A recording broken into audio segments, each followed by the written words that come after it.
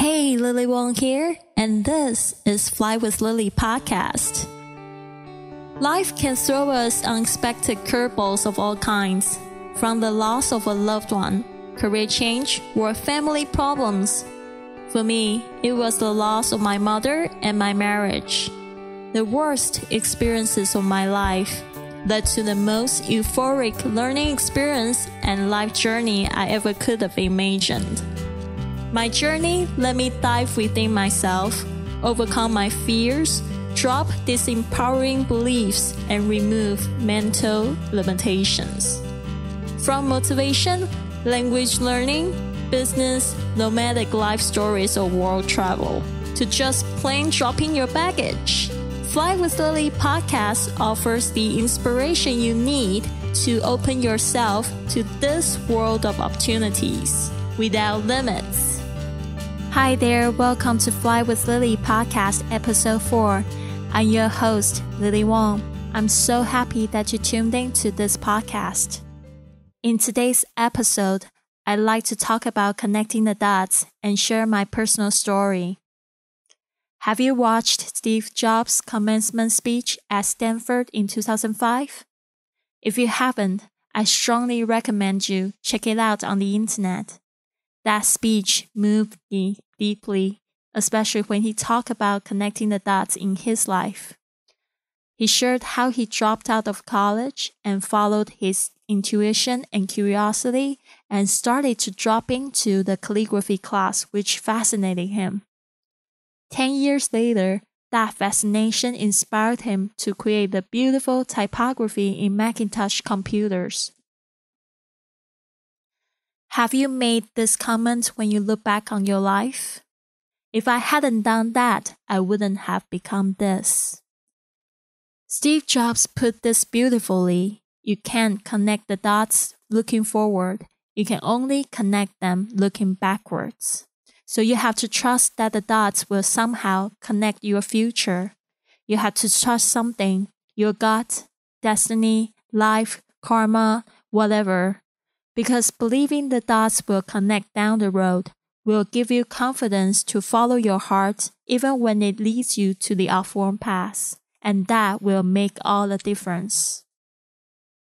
Do you worry about being in the right place at the right time? There's no need to be anxious because you are exactly where you need to be. Every step you take actually helps you become who you are supposed to be and arrive to where you are meant to be. When I began to travel in 2005, though traveling is my biggest passion, I used to think it was just an expensive hobby. I was concerned that none of the experiences would have any practical application in my life. I had seen traveling as a way to escape my boring routine or have a taste of being someone different for a while. However, years later, I was able to look back and finally connect the dots. I now can fully understand this quote: "Travel is the only thing that you can spend money on that makes you richer." In today's episode, I want to share a story that happened when I first went abroad and changed my life 10 years later. It was back in the summer in 2005. I was a junior in university and I was looking for a venture for myself that summer. I was very into this TV show called Sex and the City and had a dream of going to New York City to visit where Carrie got her inspiration. I found a friend and we both booked tickets to New York City. Before we hit the road, I did a lot of homework, determined to make this trip very special for both of us. In one of the tour books I read, I saw this free tour service called Big Apple Greeter, and it caught my eye. At that time, I was just a college student who only wanted to save some money on the trip. Then I thought, wouldn't it be cool to connect with a real New Yorker? I immediately logged onto their website and submitted a form to Big Apple Greeter. They responded to me the next day. Since I had no friends in America, that contact with Big Apple Greeter made it very special to me, as if I had a friend who was already waiting for my arrival. On the day we met our greeter, Al, he took us to Ground Zero, a fireman's museum, and also showed us around Lower Manhattan. It was such an unforgettable experience that I never would have had if I was just following the guidebooks I read. I was interacting with a real New Yorker. After that visit, Al invited us to have lunch with his granddaughter at his house in Queens on the weekend. We took the subway to Al's house following the instructions he had given us, telling us how to get there. Then we had Ero, a popular local snack, with his granddaughter Nikki and had a wonderful time sightseeing in Queens. Al took a lot of photos along the way, and he even printed them out for us as gifts. We mentioned during our conversations that we were thinking about visiting the Empire State Building the next day, to which Al suggested that we used his senior pass for the entrance. We didn't think much of it, but when we arrived at the entrance of Empire State Building, there was already a huge queue. Al showed up and used his pass, and we strolled past the line of people and arrived at the top in 15 minutes. Al didn't join us, but he had gone out of his way and traveled all the way from home just to let us use his special pass. I was simply touched. 1 year later, Al made a trip to Taipei, and we met up for lunch. To my surprise, Al still insisted on treating us to lunch. Al was always so wonderful to us, but I think we kind of failed to be the best Taipei greeters while he was there. Besides Al, I also met a lot of kind strangers during my trips over the years. I think the only way to reciprocate is to pass this love and kindness on to other people.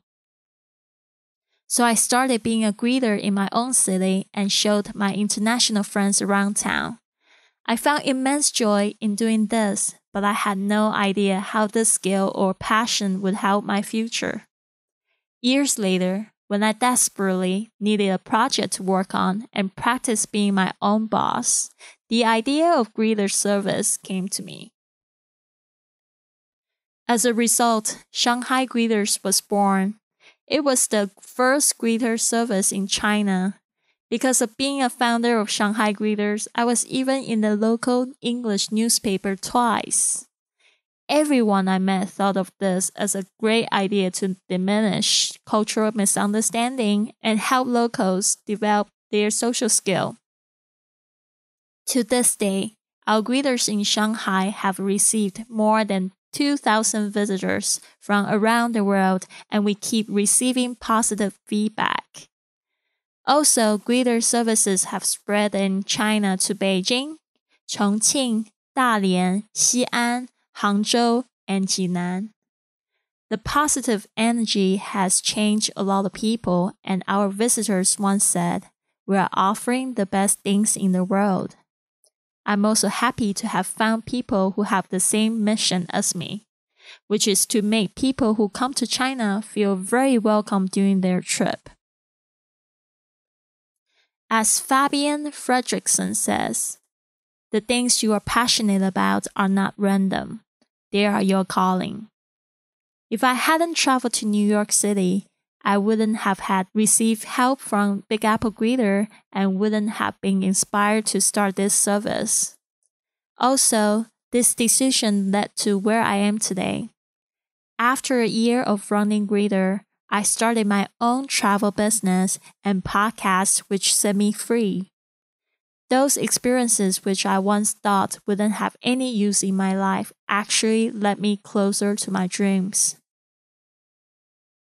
I believe there's a reason why you are attracted to this podcast, and I'm here to remind you, regardless where you are in your life, you can always find purpose in life and live in fulfillment.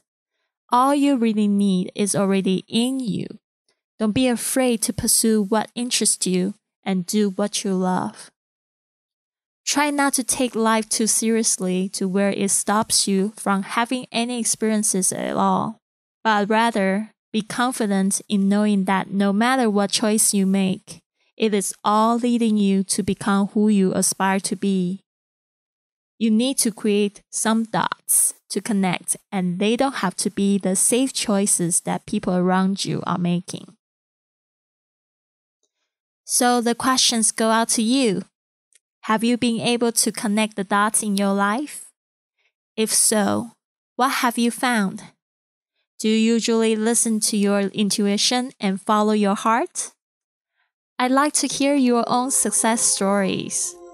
This has been another episode of the Fly with Lily podcast. So what now? Go to FLYWITHLILY.com to download my gift for you to help work on your abundant lifestyle, or contact me directly for a consultation. This show takes a lot of work and planning, so if you enjoyed it, please consider a 5-star review on iTunes, following on Facebook and Instagram at FlyWithLily, or come up and give our crew a hug on the street when you are on your journey. Thanks for listening, and remember, life's curveballs can be your best opportunities.